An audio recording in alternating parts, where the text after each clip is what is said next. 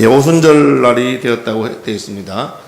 아시는 대로 예수님은 6월절 어린 양으로서 6월절 후 첫날에 부활하셨고, 오순절이라고 하는 것은, 순하는 것은 열을 말합니다. 옛날에 한성 순보 하면은, 한성은 서울이죠. 서울에서 내는 신문인데 열흘에 한 번씩 내는 신문 한성 순보라 그렇게 했습니다. 오순 하면은 순이 15번이니까 50이라는 뜻입니다. 50. 그래서 오순절 하는 것은 6월절부터 50일째 되는 날. 그래서 우리 한국 동양식으로 하면은 그 양편넣기라 그래서 오늘 태어난 애를 한 살이 하는 것처럼 그날을 치면 50일이고 그날을 빼면 77절 해서 77이 49일 만에 7주 후에 있는 절기라. 그래서 오순절입니다. 6월절은 아시는 대로 출애굽을 기념하는, 출애굽할 때 양을 잡아서 양의 그 피를 설주와 임방에 바르면 하나님의 그 사자가 보고 피가 있는 집은 넘어갔다. 6월이라면 넘어갔다는 뜻입니다. 6월 했다고 6월절이고, 그리고 그 6월절부터 7주가 지난 절기를 오순절이라고 그렇게 지킵니다. 유대인들이 지키는 큰 세 가지 절기가 있는데 6월절과 오순절과 장막절입니다. 각각 다른 이름이 있는데 이 오순절은 수장절이라고 합니다. 수장절이라는 말은 추수를 한 것 곡식을 넣어두는 절기라 그렇게 하죠. 그래서 77절, 오순절, 수장절 그렇게 되어 있고, 초막절은 다른 말로도 장막절이라고 합니다. 6월절은 애굽에서부터 구원받을 때 양의 피가 발려있는 그것을 보시고 하나님의 죽음의 사자가 넘어갔다 하는 것이 6월절이죠. 우리의 구원을 상징합니다. 출애굽을 상징하는 것이고, 또 초막절이나 장막절은 이 세상에서의 삶이 나그네 인생과 같은 것이다. 그렇게 해서 우리는 천국을 소망하며 사는 사람들이기 때문에 이 땅에서는 나그네로 산다 하는 것이고, 이제 오순절은 약속의 땅에 들어가서 드디어 추수를 하게 되어서 그 추수의 기쁨을 나누는 절기입니다. 그래서 영적으로 말하면 이것은 천국에서의 추수를 이 땅에서 기념하는, 천국에서의 그 복됨, 가나안 땅에서의 추수의 복됨을 기념하는 첫 열매다 그렇게 볼 수 있습니다. 그래서 오순절에 성령이 임한 것은 앞으로 성령의 시대가 오고 성령께서 보편적으로 임하는 시대. 그래서 모든 사람, 모든 민족, 누구든지 예수 믿는 사람에게 주 우리 하나님이 얼마든지 주시는 그 성령의 역사를 처음 경험한 사건이 오순절 사건이라고 할 수가 있습니다. 오순절의 특징은 하나님께서 눈에 보이고 귀에 들리도록 성령을 보내셨다고 하는 것입니다. 원래 영은 눈에 보이지 않죠. 요한복음 3장에 니고데모에게 예수님께서 말하되 바람이 임의로 불매 어디서 와서 어디로 가는 것을 너희가 알지 못하는 것처럼, 그죠? 성령으로 난 사람들도 다 이와 같다 그렇게 말했습니다. 우리가 다른 사람 볼 때 저 사람의 영혼의 상태가 어떤지 알지 못합니다. 혹 이제 특별한 은사를 받은 분이 있어서 뭐 본다 하는 분도 있지만 아주 예외적인 것이고, 일반적으로 우리는 그 사람의 영적인 상태가 혹은 마음에 무엇을 가지고 있는지 알지 못합니다. 그게 이제 영적인 사건이고 영적인 현상이기 때문에 그렇죠. 성령은 영이십니다. 그런데 오순절 날은 이 성령이 눈에 보이도록 임했습니다. 불의 해같이 갈라지는 것이 보였습니다. 귀에 들렸습니다. 급하고 강한 바람 같은 소리가 들렸습니다. 시청각적이죠. 영적인 현상인데 눈에 보이게 임하는 것은 하나님께서 그것을 드러내셨고 계시하셨다는 뜻입니다. 똑같은 일이 예수님께서 세례 요한에게 요단강에서 세례 받으실 때 있었습니다. 요한에게 세례를 받고 물에서 올라오시니까 성령이 비둘기와 같은 형체로 내려서 임했습니다. 비둘기는 아닌데 비둘기처럼 모양이 임했습니다. 그리고 하늘에서 소리가 났습니다. 이는 내 사랑하는 아들이요 내 기뻐하는 자라. 소리가 나죠. 그러니까 들리고 보이고 하는 이 시청각이라는, 우리 사람은 모든 걸 다 볼 수 없는 거 아시죠? 빛이 이 가시광선이라고 해서 눈으로 보는 부분이 있고 안 보이는 빛이 있습니다. 소리도 모든 소리를 다 못 듣는 거 아시죠? 사람이 너무 높은 소리나 너무 높은 음이나 너무 낮은 소리 못 듣습니다. 심지어 사람 사이도 달라요. 저는 그걸 몰랐는데 이제 그 청소년들이 들을 수 있는 소리가 나이 든 사람보다 더 많은 소리를 들을 수 있대요. 그래서 핸드폰 그 벨 소리를 어른들 못 듣는 그 해놓으면 애들 알아들어요. 선생님 모른대요. 제가 깜짝 놀랐어요. 이게 이제 소리의 여기 다른데, 하나님께서 보이게 하시고 들리게 하신 건 이유가 있습니다. 그것은 하나님의 구원 역사와 관련된 계시죠. 그래서 예수님께서 공사역을 시작하실 때, 요한에게 세례를 받고 올라오실 때 성령께서 임하셨는데 비둘기가 같이 임했습니다. 다 알죠? 그리고 하늘에서 소리가 났습니다. 다 아시죠? 이게 지금 그냥 일반적인 사건이 아니고 예수님에게 성령이 임하신 것은 드디어 이분이 메시아로서의 사역을 하시는 것이구나, 그렇게 보여준 것입니다. 그럼 오순절은 뭐냐? 오순절은 교회의 출발입니다. 드디어 교회가 하나님의 성령 임함으로 말미암아 하나님께서 이 땅에서 쓰시는 하나님의 도구로서 시작된 것을 말합니다. 그래서 오순절 성령이 임하기 전까지는 그냥 기다리라. 그렇죠? 예수님께서도 기다리시죠. 예수님이 뭐 어릴 때는 깨달음이 없었느냐? 그렇지 않습니다. 12살 되었을 때 예루살렘 성전에 올라가서 그 서기관들하고 성경을 가지고 논쟁하시죠. 그러니까 어려도 이미 성경에 대한 지식이 있고 다 아는 것입니다.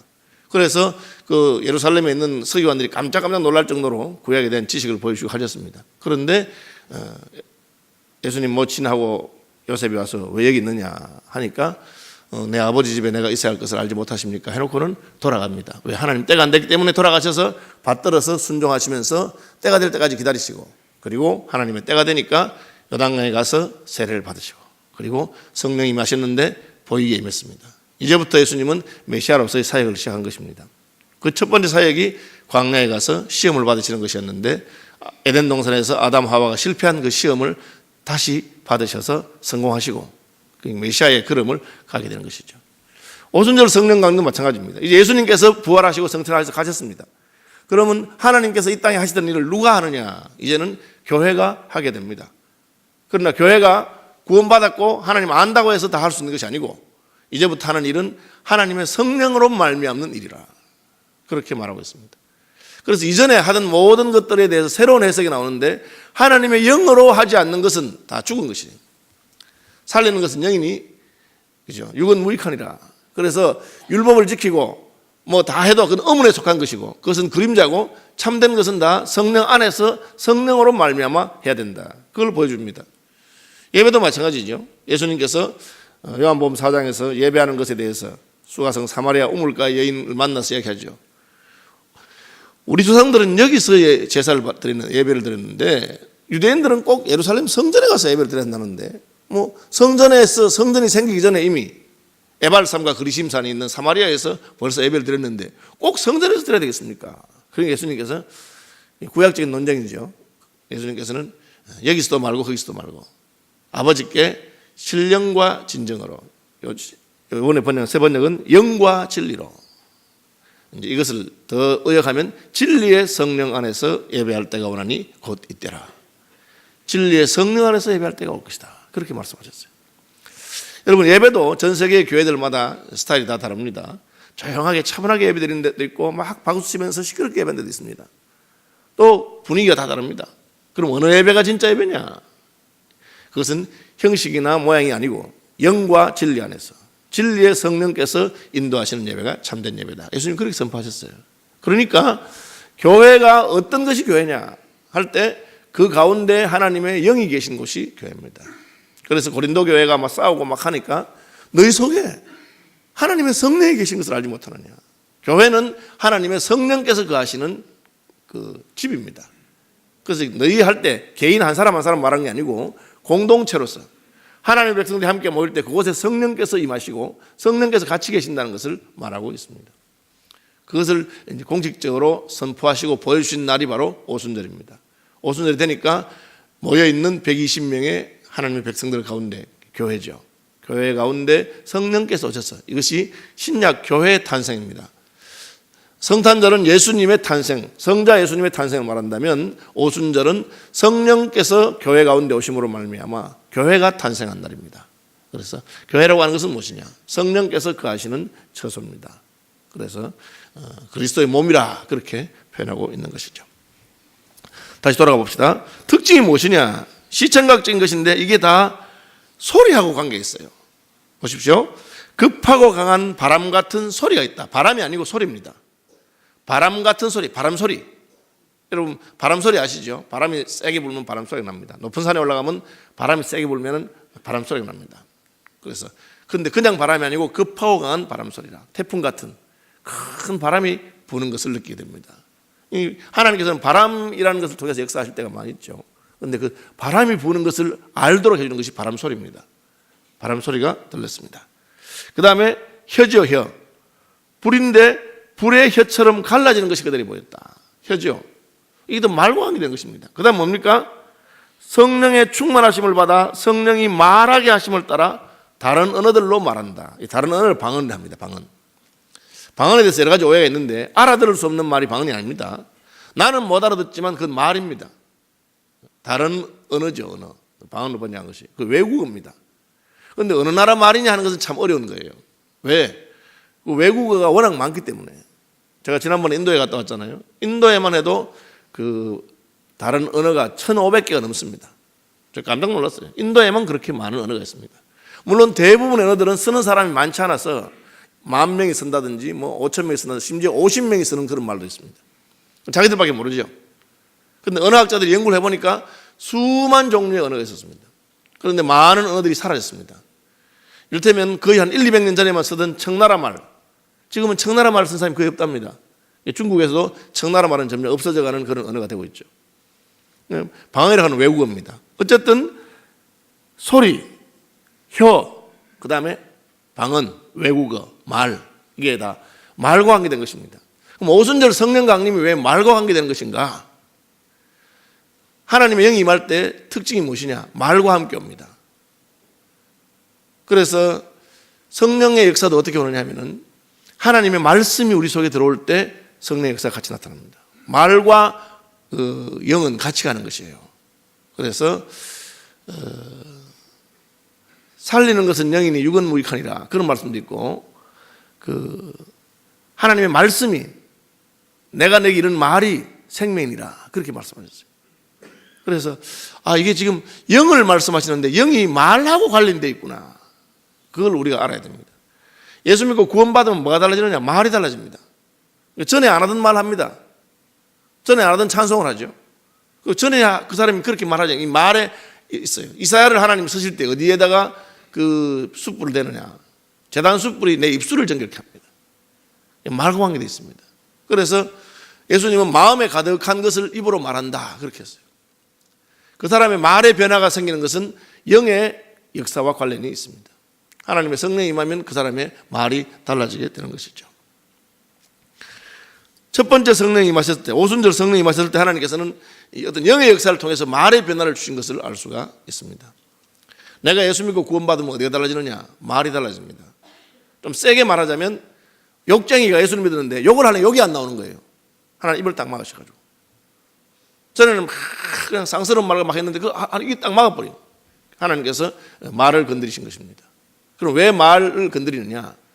야고보서에 보면은 말이 우리 몸을 움직이는 것입니다. 말이 몸을 움직입니다. 배의 키와 같아. 혀는 작은 것이지만 큰 배가 키를 통해서 조정되는 것처럼 그 말을 통해서 조정되기 시작합니다. 이게 아주 신기한 것이에요. 그럼 왜 그런지는 옛날에는 몰랐어요. 최근에는 이제 인간의 행동에 대해서 많은 연구를 해보니까 말이라고 하는 것하고 우리가 경험하는 것하고 거의 같아요. 그래서 히브리어에는 말이라는 말하고 행동이라는 말하고 일이라는 말이 같은 말을 씁니다. 다발이라는 것입니다. 같은 말이에요. 그래서 하나님께서 성령을 보내셔서 우리를 변화시킬 때 인생의 몸이 이게 죄에 익숙하고 하기 때문에 하루아침에 변하지 않잖아요. 뭐부터 변하냐? 말부터 변합니다. 그래서 여러분 성령 받고 하나님께서 여러분의 입술에 찬송을 주시거든 찬송하십시오. 그래서 하나님께서 우리를 변화시키는 중에 있는 거예요. 기도를 주시거든 기도하시면 됩니다. 방언이 무엇이냐? 방언이라는 것은 내가 전에 알지 못하던 외국어를 말하게 되는 것입니다. 그런데 그 외국어를 내가 알아들을 수도 있고 내가 못 알아들을 수 있어요. 내가 알아들으면 얼마나 좋겠어요. 그래서 이제 그런데 방언이 말 안 같던데요. 어떤 사람 방언한다고 하는데 그냥 말도 안 하고 장난같이 그렇게 그거는 아직까지 말을 제대로 못 배워서 그런 겁니다. 애가 어린애들이 말하면 엄마 할 때도 그냥 아바바 하면은 엄마가 아이고 아빠 찾는다 하면서 그게 아빠인지는 모르겠는데 마마마 하면 엄마 찾는다 하고 그렇게 하죠. 그게 아직까지 말을 몰랐어요. 그런데 자꾸 배우게 되면 그 말이 분명히 또렷해집니다. 외국어입니다. 분명히 성경에서 말하는 방언은 외국어입니다. 예를 제가 하나 들어보면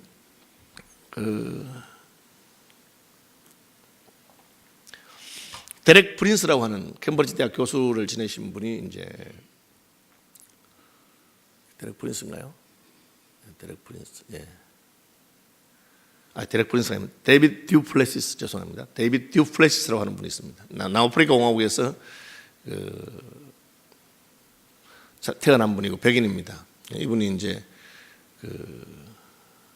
어릴 때 자기는 그 흑인들하고 같이 놀았어요. 그 보통 사람들은 흑인들하고 같이 안 놀고 그런데 이분은 이제 근데 아프리카에 가면은 백인 교회, 흑인 교회 완전히 달라요. 백인 교회는 유럽 느낌이 나게 아주 그냥 말씀 중심으로 막 그냥 그렇게 예배를 드리고 그렇게 합니다. 흑인들은 그 힘들고 어렵하니까 우리 식으로 말하면 오순절 비슷하게 막 모여서 막 춤추고 찬양하고 막 그렇게 합니다. 이 친구는 이제 백인이지만 흑인 교회를 다녔는데 자기가 백인 교회하고 흑인 교회가 너무 다른 거예요. 그래서 자기 생각할 때는 왜 흑인들은 아프면 병원에 안 가고 기도할까?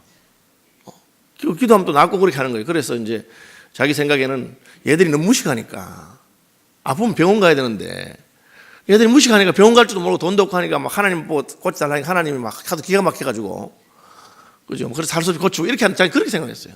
그렇게 생각하고 뭐 그렇게 했는데 이분이 이제 나중에 성령의 경험을 많이 하시고 이분이 방언하게 됐습니다. 그래서 캐나다의 어느 대학에서 이제 강의를 하는데 그 대학에 유대인 중에서 그 구약을 전공한 아주 학자 한 명 있어요. 이 학자는 기독교인들이 와서 강의하면 그 앉아가지고 딱 듣고 있다가 손 들어가지고 창피를 드는 사람이에요. 당신 오늘 이런 강의를 했는데 그 히브리어 틀린 거다 그거. 좀 성경 그 언어를 좀 알고 해라. 뭐 이런 식으로 이렇게 뭐. 그러니까 이제 그분이 이제 외부에서 강사가 오는데 그분이 앉아 있으면 이제 뭐 참 그 주최측에서 안절부절한 거예요. 그런 사람이에요. 그래서 이제 이 데이비드 플래시에서 강의를 했는데 강의 끝나고 나니까 이분 또 손을 들어서 이제 다른 사람이 또 무슨 말 할까 이러는데 그날 이분이 성령에 대한 이야기를 했어요. 그러니까 손을 들더니만 당신 오늘 방언이 외국어라고 그렇게 말했는데 당신 방언하느냐? 한다.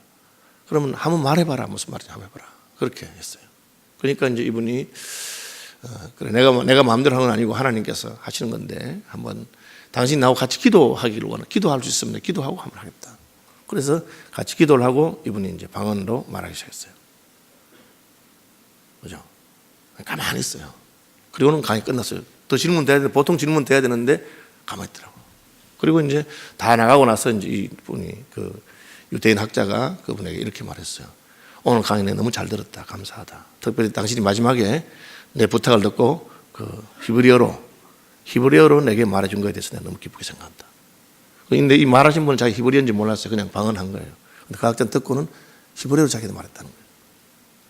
방언은 외국어입니다. 근데 우리가 모르는 말이 너무 많기 때문에 어느 나라 말로 할 줄 모르는 거지. 그냥 뭐 주문해 오듯이 그렇게 의미 없는 소리가 아닙니다. 오늘 본문에 보니까 우리의 난 곳 방언으로 듣는다. 그렇게 되어 있어요. 우리는 뭐 목적은 그것입니다. 난 곳 방언으로.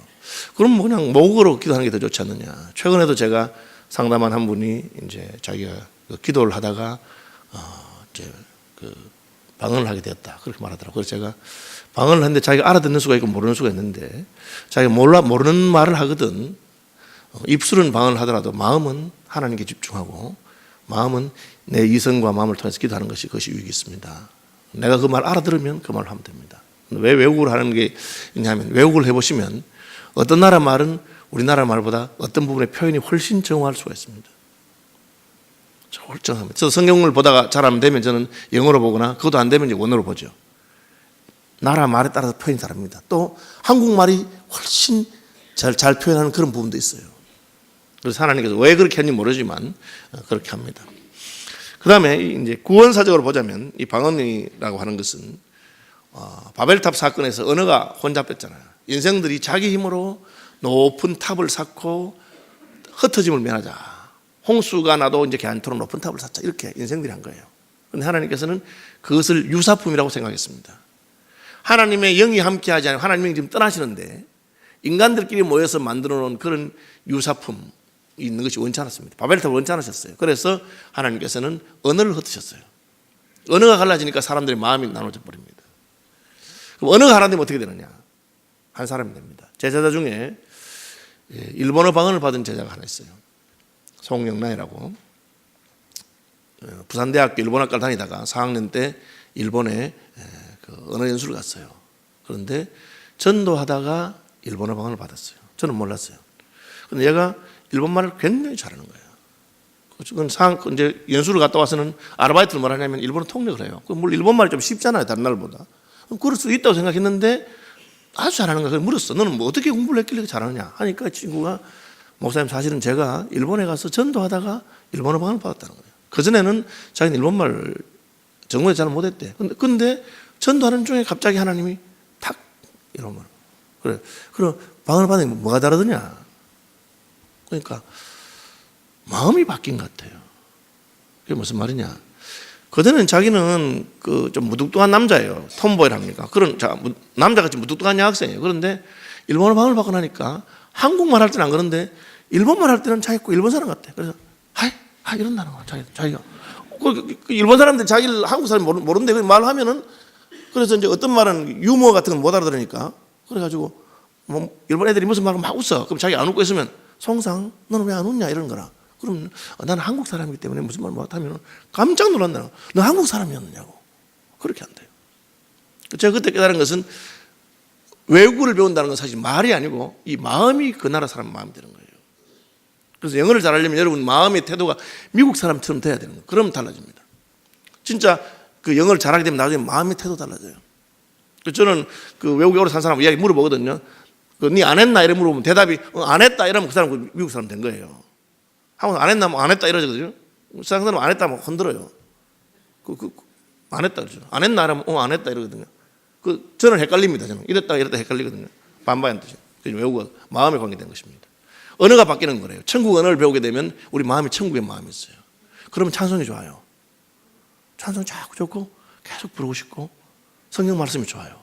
근데 그게 뭐 성경 말씀 이런 거 무슨 말인지 모르고 재미없고 이제 그 천국 언어와 우리가 멀어진 거예요. 그렇죠? 예, 시간이 돼서 이제 그만하겠는데 어쨌든 오순절날은 성령이 임하는 것이 교회의 출생이고 교회의 특징이 그거예요. 가장 중요한 특징이에요. 그전에 예수님 따라다니면서 다 배웠지만 결정적으로 이걸 홀마크를 하죠. 그 브랜드를 딱 찍어 놓잖아요. 그게 뭐냐? 성령께서 그 가운데 계시는 거예요. 그럼 내가 부족해도 성령께서 내 가운데 계시면 그분이 나를 자꾸 인도하셔서 깨닫게 해줘요. 가르쳐주고. 그래서 어떻게 해내느냐? 하나님의 때가 될 때, 오순절이 될 때까지 충분히 기도하는 겁니다. 하나님께서 기다리라 했으니까. 기다린단 말은 기다리면 준다는 뜻이에요.